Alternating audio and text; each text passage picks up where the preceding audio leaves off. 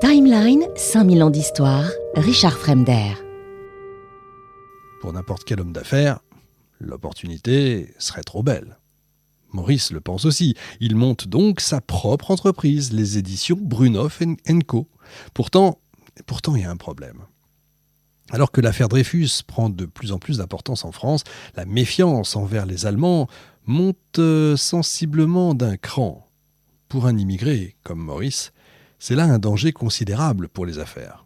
Et craignant de recevoir les foudres du peuple, il emploie la même méthode que sa mère, une décennie auparavant, et il décide de se débarrasser des connotations germaniques de son nom de famille. Les éditions Brunhoff & Co. avec un H deviennent donc les éditions Brunhoff & Co. sans H. Ainsi, débarrassé de cette embarrassante consonne, le nom de Maurice peut maintenant très bien se faire passer pour russe ou balte.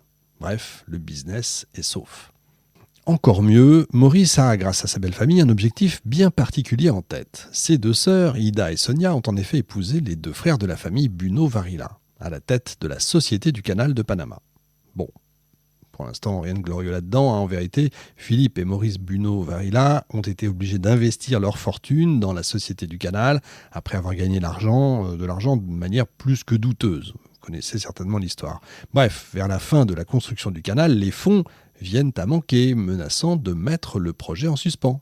Et puisqu'en France, personne ne veut investir un seul sou, Philippe part aux États-Unis pour récolter des soutiens financiers qu'il trouve finalement avec le Parti républicain et Theodore Roosevelt. Et profitant de cette opportunité sans pareille, Maurice suit donc son beau-frère à New York dans l'idée d'y monter carrément une filiale de sa maison d'édition.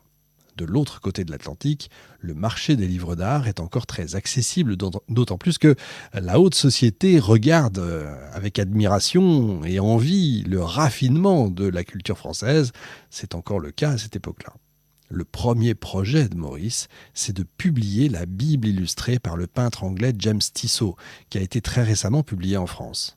L'ouvrage comprend 350 planches de dessins magnifiques, tous imprimés en quadrichromie pour un résultat absolument bluffant. Évidemment, dans le pays où chaque président doit prêter serment sur la Bible au moment de son entrée à la Maison-Blanche, un projet comme celui-là ne peut que faire un tabac. Et ça ne manque pas. Peu de temps après la parution de l'ouvrage, Maurice reçoit ces quelques lignes. « Cher monsieur de Brunhoff, c'était un plaisir de vous voir. C'est avec tout mon cœur que je vous remercie pour cette splendide édition illustrée par M. Tissot de la vie du Christ. Je vous assure que je la chérirai toujours. Toute mon amitié, Theodore Roosevelt. » La première aventure de Maurice est donc un franc succès. Cet énorme soulagement pour ce père de famille qui investit tout son temps dans son travail au lieu de le passer aux côtés de ses enfants, vous imaginez, donne enfin de ses fruits, si vous voulez. Malheureusement, ce qui suit la parution de la Bible illustrée, est un enchaînement d'échecs. Philippe Bunau-Varilla, qui avait au départ investi dans la société, prend peur et se retire de Brunhoff & Co. À partir de là, c'est la banqueroute. La filiale new-yorkaise ferme définitivement en 1906 et Maurice rentre à Paris. Place d'Enfer Rochereau, Cosette a maintenant 19 ans, Jacques 16 ans, Michel 14 ans, Jean 7 ans. Les 4 enfants sont aux anges, leur père est enfin de retour. Pendant son absence, Marguerite a inscrit les garçons à l'école alsacienne où ils ont étudié les arts, le sport et la science. Dès son arrivée, Maurice emmène donc la petite bande dans les ateliers d'artistes, les galeries, les théâtres de Paris.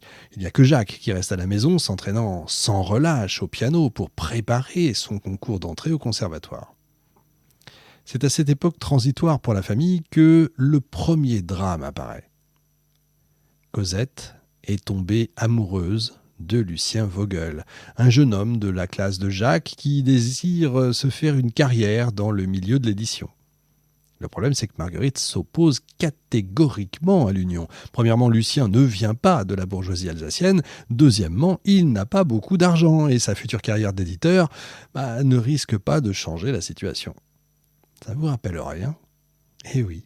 En vérité, Marguerite craint tout simplement que sa fille ne vive les mêmes désagréments financiers qu'elle. Et si elle aime beaucoup son mari, les rentrées d'argent ne sont pas toujours aussi stables qu'elle l'aurait espéré. Alors, Jacques soutient quand même la décision de sa mère. Michel, lui, prend le parti de sa sœur qu'il ne supporte pas de voir malheureuse. Cosette est alors dans tous ses états. La version de Marguerite pour l'homme qu'elle aime est un nouvel échec. Alors que ses frères sont allés à l'école alsacienne, elle n'a pas eu le droit à la même chance. En tant que jeune fille de bonne famille, son éducation se concentre autour de la vie domestique et met de côté les compétences intellectuelles dont Cosette déborde pourtant. Bon sang, c'est pourtant elle, la plus lettrée de la famille. C'est elle aussi qui a dévoré toute la bibliothèque de son père pendant son adolescence. Alors cette fois, c'est la goutte de trop. Le vase déborde, si vous voulez. Surtout que Maurice et Marguerite décident d'envoyer leur fille en Angleterre pendant 6 mois, histoire de l'éloigner de son amoureux. Mais ça, en général, c'est la mauvaise tactique. Cosette revient de Grande-Bretagne plus rebelle que jamais, parce que là-bas, le combat des suffragettes fait rage. Et il inspire énormément l'esprit déjà affirmé de la jeune fille, plus déterminée que jamais, qui finit par obtenir ce qu'elle veut, et elle épouse Lucien le 20 juillet 1908. Après le mariage, Lucien rejoint le journal Art et Décoration en tant que rédacteur en chef. Les Vogel peuvent donc se permettre de louer un bel et vaste appartement dans le 6e arrondissement de Paris, où Lucien reçoit de nombreux artistes qu'il promeut dans son magazine. Michel, de son côté, est quelque peu décontenancé. Après quelques cours de théâtre, la dure réalité l'a rattrapé.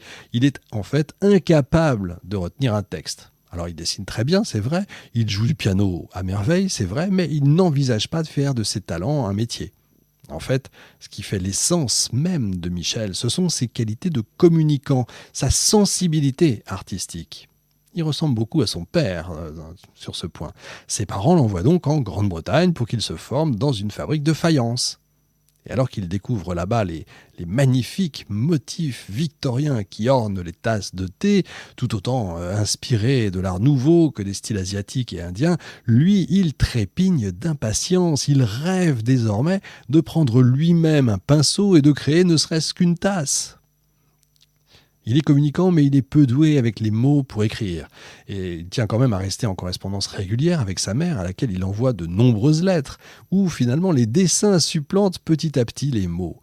Il y commente l'actualité politique avec fantaisie, sublimant ses récits d'une multitude de détails visuels et d'anecdotes, comme s'il s'agissait en fait d'un défilé de mode. À Paris, Maurice se lance dans une nouvelle aventure, lui, le père, la publication de sa revue Comédia Illustrée, dédiée aux arts de la scène. Il y remet au goût du jour la mode du théâtre en consacrant 6 pages entières aux tenues des actrices. Le 15 septembre 1910, il offre d'ailleurs sa première couverture à une certaine Gabrielle Chanel, mademoiselle Gabrielle Chanel, qui va devenir bientôt célèbre sous le nom de Coco Chanel. Timeline, 5000 ans d'histoire, Richard Fremder.